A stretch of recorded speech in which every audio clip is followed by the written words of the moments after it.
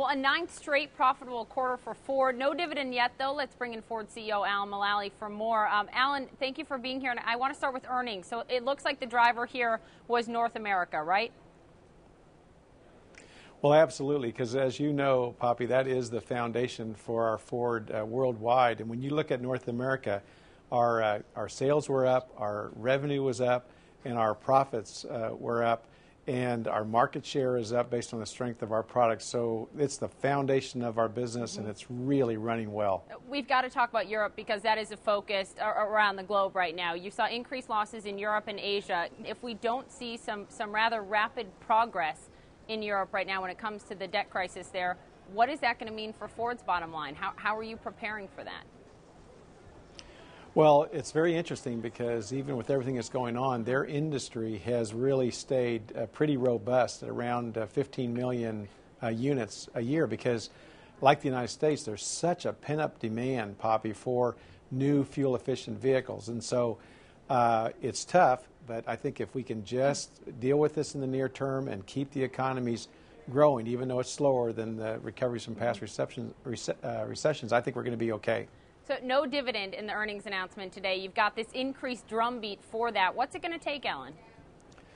Well, we clearly have had reinstating our dividend as a really high priority for us. And the sequence, of course, was to move back to operational efficiency and generate free cash flow, continue to improve our balance sheet, especially with repaying the debt, which we made great progress on again in the third quarter.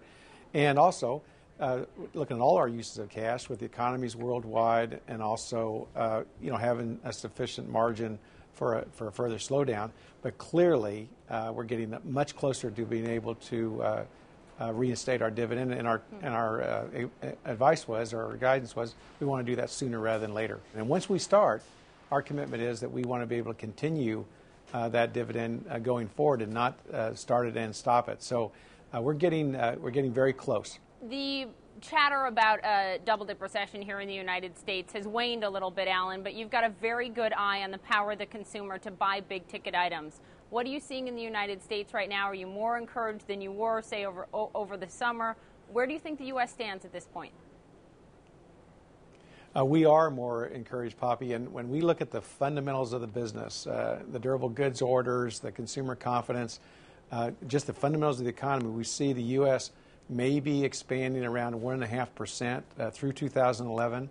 We think that's going to be 2% or higher in 2012. With respect to the automobile industry, our guidance today was that we think it's going to be around 13 million vehicles for the year, for this year, which is terrific. It's a slower recovery than we've had in the past, but also we were in a deeper hole. So the neat thing is that during the toughest of times, we continue to invest in these products. And we are here with the products that people really do want and value, and that's why you're seeing us not only increase our sales, but also increase our market share. Ford's Consumer Reports reliability rank out this week slipped from 10th to 20th, and some of it was because of the technology in Ford cars, My Touch, and some would say, one analyst I spoke with said, all right, Ford's out front on technology, so there's a certain risk that goes along with that. I'm wondering, Alan, what is your take? And what's your plan to improve Ford's ranking there? Well, this is not new news, as we know, because we identified the issues associated with Sync and My Ford and also our new fuel-efficient 6-speed transmissions earlier in the year.